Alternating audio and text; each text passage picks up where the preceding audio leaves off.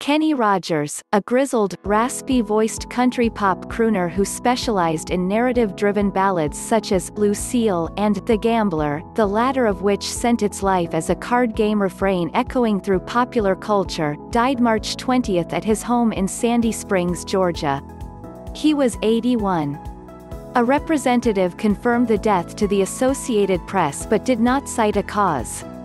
Mr. Rogers' 7-decade career, which included stardom in The Gambler TV films and co-ownership of a fast food chicken franchise, wound down in 2017 as he encountered health problems that included a diagnosis of bladder cancer. His farewell concerts generated headlines that referred to lyrics from his signature song, about a card player who philosophizes that in life, as in games of chance, you've got to know when to hold 'em, know when to fold 'em. A veteran of doo-wop, jazz and folk groups, Mr. Rogers was pushing 30 when he had his first brush with commercial success as part of the pop group The First Edition. The group's 1968 hit Just Dropped In to See What Condition My Condition Was In was about a hallucinogenic trip and was later featured in a psychedelic dream sequence in the 1998 Coen Brothers film, The Big Lebowski. The act broke up in the mid-1970s, and Mr. Rogers found himself thrice divorced, $65,000 in debt and hawking the quick pickin' and fun strummin' home guitar course in TV commercials. Seeking a change, he found it in Nashville. I went to fanfare in Nashville at Municipal Auditorium one time, Mr. Rogers told Billboard, and there were about 10,000 people in the audience, and they introduced this guy who had had a record back in 1954, and the crowd went crazy. I felt that, with that type of longevity, this is where I needed to be. Nashville producer Larry Butler engineered Mr. Rogers' reinvention as a country performer. With his impeccably groomed gray beard and designer Western wear, the singer cultivated a romantic but laid-back persona that played off Butler's careful, hook-laden song choices. I'd say, I want to do ballads that say what every man would like to say and every woman would want to hear, Mr. Rogers told The Washington Post in 2016. And the reason I did that was then you had both audiences, you had the male and female audiences. During the 1970s, Mr. Rogers fine-tuned a middle ground between country and easy-listening pop that reaped commercial dividends. Every recording he made between 1976 and 1984 sold more than 500,000 copies, and many sold more than 1 million. His roots were in pop and folk music, country music historian Rich Kienzle said in an interview. He developed a mellow voice that put him in the vanguard of a type of light, fluffy easy-listening country which gained the industry name Urban Cowboy after the popularity of the John Travolta film. He had a long career because of his crossover appeal to fans of easy-listening pop.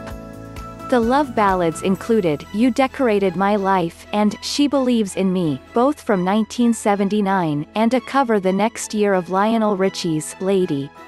In addition to Don Schlitz's The Gambler 1978, he had hits with story songs such as Lucille 1977, about a woman leaving her impoverished farmer husband, You Picked a Fine Time to Leave Me, Lucille, and Coward of the County 1979, the story of a passive man's bloody revenge against the rapists who attacked his sweetheart.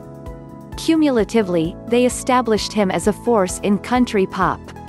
Some of his notable duets included Islands in the Stream with Dolly Parton and We've Got Tonight with Sheena Easton, both in 1983, Don't Fall in Love with a Dreamer 1980 with Kim Carnes, and Every Time Two Fools Collide 1978 with Dottie West.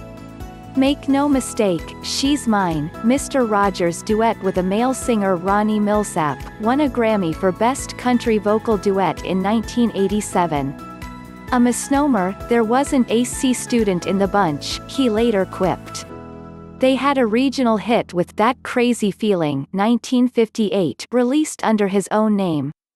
One of the group's follow-up recordings was a song, Kangawa, written by Hollywood gossip columnist Luella Parsons. We figured she'd plug our record in her column, Mr. Rogers later told People magazine. It was a great idea but had no relationship to reality. We came home broke. After a stint as a bass player in a local jazz trio, he joined the New Christie Minstrels in 1966.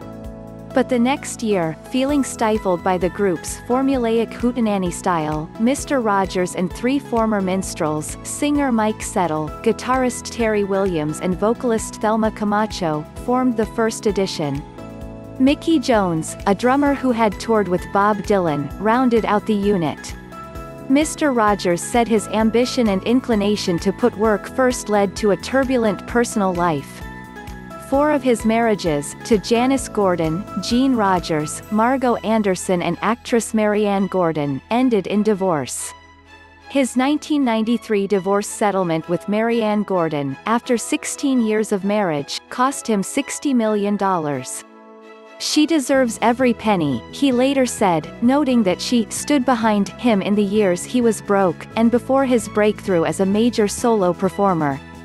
Survivors include his wife of 22 years, Wanda Miller, and several children from that and his earlier marriages.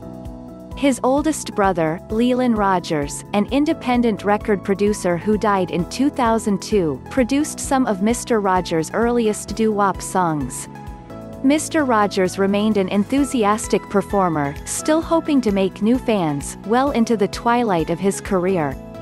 "I've always said I don't care whether one person walks away saying, 'He's the best singer I've ever heard,'" he once said. "But I want everyone to walk away saying, 'I enjoyed that.'"